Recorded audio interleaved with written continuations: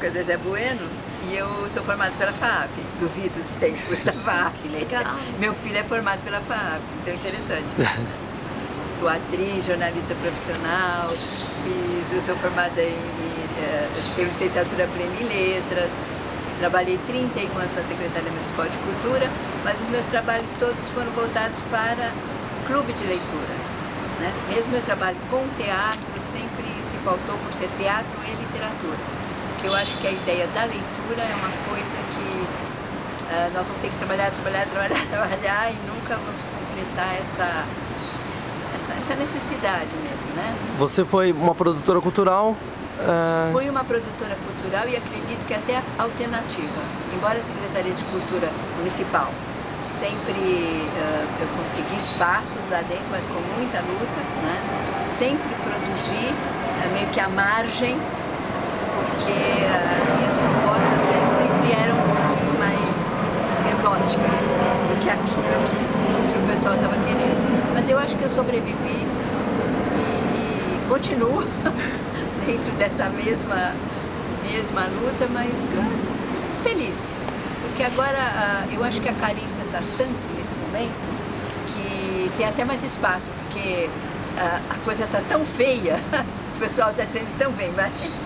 Vamos fazer. Vamos fazer porque o negócio está muito sério. Tem dinheiro? Hã? Tem dinheiro para fazer? Eu tô atrás, eu quero ser classe B do Lula. Eu fiz letras, português e hebraico, licenciei em educação.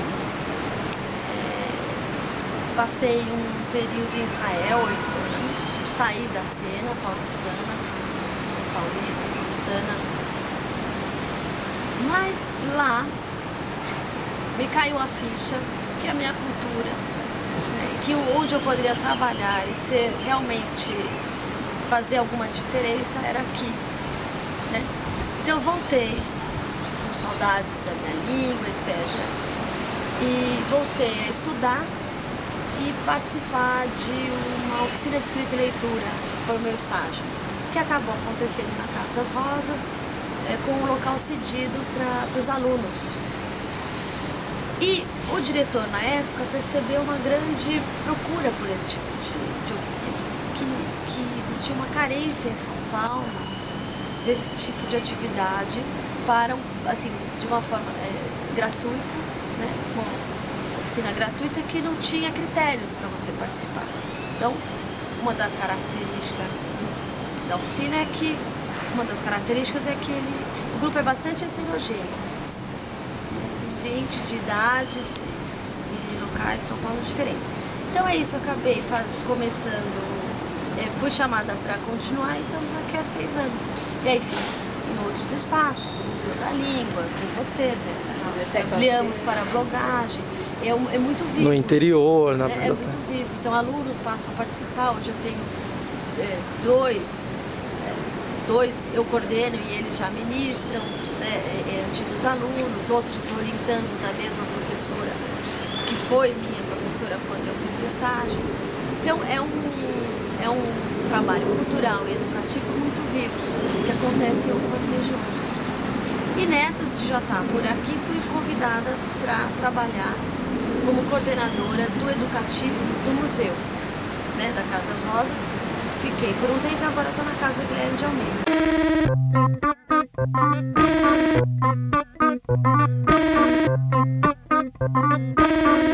O que é cultura? Olha, eu acho que é uma arte você tentar falar sobre o que é cultura. É muito difícil, é muito difícil. Mas eu começaria dizendo assim, é uma manifestação cultural de um povo, né? O que o povo produz já começa a ser cultura. Mas também não é qualquer coisa, tem que ter uma herança, né? Se isso se transmite, essa produção, então você já pode falar de cultura. Eu penso que é isso. Ou ficamos girando em torno muito isso conversa, né?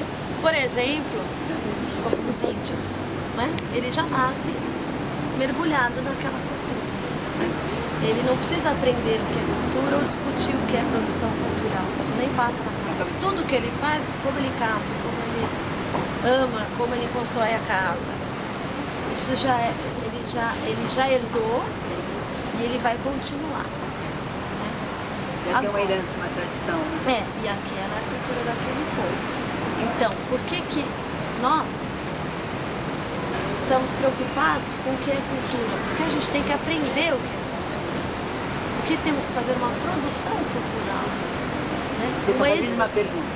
Uma educação para a cultura. Se ela é... se nascemos dela e vivemos mergulhados e continuamos. Que um dos motivos da gente ter que discutir hoje o que é cultura, qual é o papel do produtor cultural, é o fato de existirem culturas que impõem um determinado conteúdo a essas pessoas. Muita gente que nasce hoje, sim, já nasce numa cultura, né? Mas a maioria dos casos é uma cultura já imposta, não existe escolha, a pessoa não exercita a potencialidade, até o que a gente estava conversando, que o ser humano nasce com essa potencialidade de produzir, de se atualizar, mas não faz esse exercício. Por falta de oportunidade. É porque ele acha que ele está fora da cultura. Não é só que ele acha que ele não tem, ele acha que ele está fora, porque ele não tem aquela. Ele está excluído. Então acho que a gente podia falar do etnocentrismo, né? Essa capacidade que a gente tem de achar o que eu faço é certo, aquilo que eu penso que seja cultura é o certo. Quem não pensa dessa forma está totalmente excluído. Então a gente começa a não respeitar, né? essa coisa que um pouco maior, né? E no caso dos índios, né, eles falam de primitivo, né, primitivismo, quer dizer, um termo... Ou popular. Ou a cultura popular, quer dizer, essas discriminações, né, que começam a ter dúbios sentidos, né? Isso é uma coisa interessante. E classificada pelo branco europeu. Classificada pelo branco.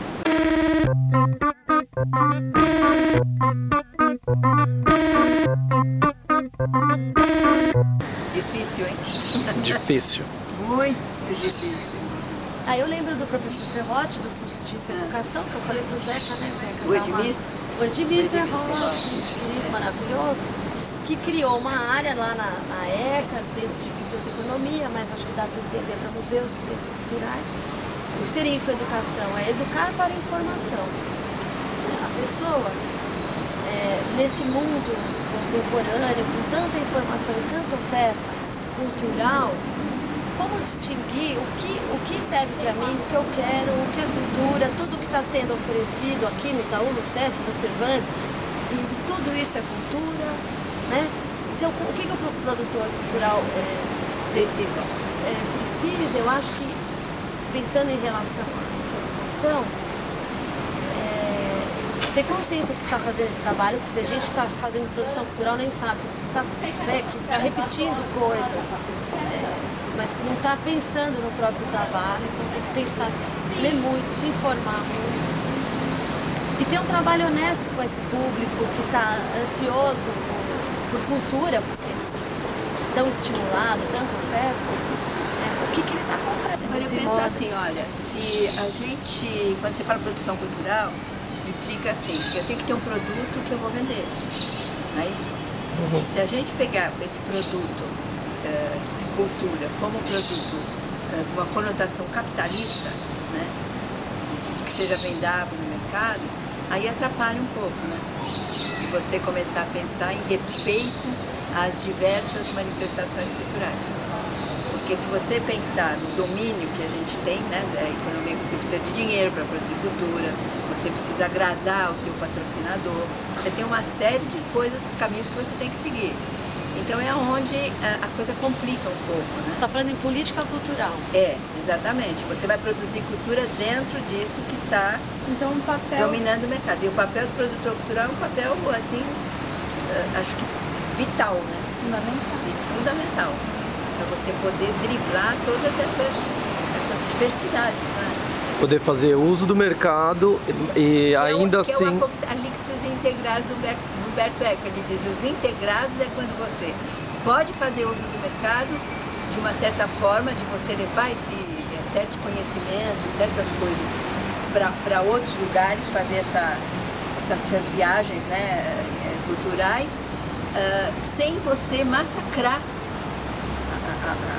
as expressões, né? Ou eleger uma cultura como uma cultura melhor, correta, uma cultura melhor. Exatamente. Esse é o cuidado do produtor cultural. Exatamente. Tem que começar a tentar fazer essa integração, né?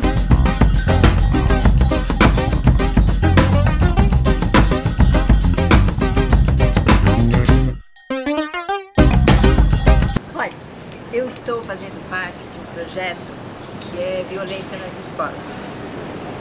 E não importa que tipo de escola ou bairro que eu vá, as respostas praticamente são sempre as mesmas. A violência está aumentando e ela está uma coisa séria. E eu acho que tem a ver muito com essa coisa da cultura mesmo. Eu acho que não adianta você urbanizar e você fazer uma escola bonita, cheia de árvores, você dá dentista dentro da escola. Tudo que você pode oferecer, se você não oferecer cultura, vamos supor, do aluno, né? De onde ele vem, qual é a raiz desse aluno, né? Porque a cultura é a raiz, né? A pessoa se vê dentro dessa, mergulhada nessa cultura, ele é como a raiz. Eu acho que realmente não faz sentido. A cultura é uma coisa ainda primordial. Você está falando que a cultura, ela permite uma identificação entre as pessoas. Isso. E se identificando, elas vão tomando conta se do seu respeitar. espaço, se respeitando, não é? Sim. Se humanizando. Se reconhecer como cidadão do mundo, reconhecer o ambiente, o mundo. E ampliando essa coisa do potencial. A gente está pensando em cidade em São Paulo, né? Não é toda a cidade que é assim, evidentemente, cosmopolita. E eu percebo sim que tem diferença, alguma coisa tem que mudar. Ele disse que hoje não dá mais para não considerar a cultura como, no sentido mais amplo, a solução para as cidades. Precisava entender o que ele entende por cultura mais amplo. Não, seria no sentido mais amplo, assim, a cultura está disponível para todos. Eu também acho um pouco... Democratização. A democratização da cultura. Muita gente fala isso, é muito bonito, mas não é o que se vê. Ainda ela serve a um banco, ainda ela serve aos patrocinadores, você ainda vai ficar, como na Globo, assistindo o que eles queiram que você assista e acham que a vida e a cultura é aquilo. Então aí entra a infoeducação de novo para a pessoa ser educada, para ter uma visão crítica de saber se aquilo é cultura, se aquilo é bom, se é aquilo que eu estou buscando. Porque as pessoas buscam coisas diferentes. Desenvolver senso crítico, né? As pessoas buscam coisas diferentes, elas não precisam buscar a mesma coisa. Então por que vão receber a mesma coisa? Você informatizar, por exemplo, colocar um posto de internet na periferia, na favela. Tudo bem, eles têm acesso à informação. Mas por que eles estão pesquisando? Para as cidades, o que a gente poderia definir também seria, na verdade, o que tem que ser feito seria um projeto de formação de público também. Porque São Paulo é um polo cultural, mas assim, onde está inserida essa cultura? No centro da cidade, as periferias estão à margem realmente, né? Mas porque você forma guetos, né? Guetos. Cria, por exemplo, um espaço que deveria ser de todo mundo. Você formar o público naquele espaço, as pessoas se apropriarem daquele espaço. Quando os intelectuais, os que fazem parte do grupo etnocêntricos, se apropriam do espaço, você não entra mais. Porque aí vem ele, o amigo dele, outro amigo dele, o primo dele, o muda primo do primo, ou não sei o quê, se aglutina ali e forma um gueto fechado mesmo. E aí não estão nem percebendo o que está acontecendo. Não promove o encontro dessas culturas dentro da cidade. Por exemplo, eu acho que tinha que ter uma conversa mais estreita com a academia. Porque tem gente estudando isso. Pode falar longamente sobre isso aqui com muito mais profundidade, né? Só que eles fazem suas pesquisas e ficam lá engavetados, não sei quem está usufruindo, o que a sociedade está aproveitando disso. Por outro lado, quem produz cultura não quer muito ouvir o que os acadêmicos dizem, porque eles dizem que são teóricos, que a prática é diferente, então é bonitinho falar assim, mas na prática é outra, e fica um pouco ficam dois polos que não se comunicam ao invés de somarem, porque tem verba pública investida aqui e verba pública investida aqui. Não se comunicam o quanto poderiam se comunicar. Então, vou pensar assim, centro da cidade, né, que poderia ter projetos incríveis, certo? Os próprios bares lá do centro, da Praça Patriarca, da Rua São Bento, Largo do Café, se todo mundo se unisse para fazer alguma coisa cultural naquele centro, dariam coisas extraordinárias lá. Por que não se faz? Vontade política, né? Não é? Por que não se faz? Então você está falando de política cultural. Acho que a política cultural é que vai... Ou a não política cultural. A não política cultural.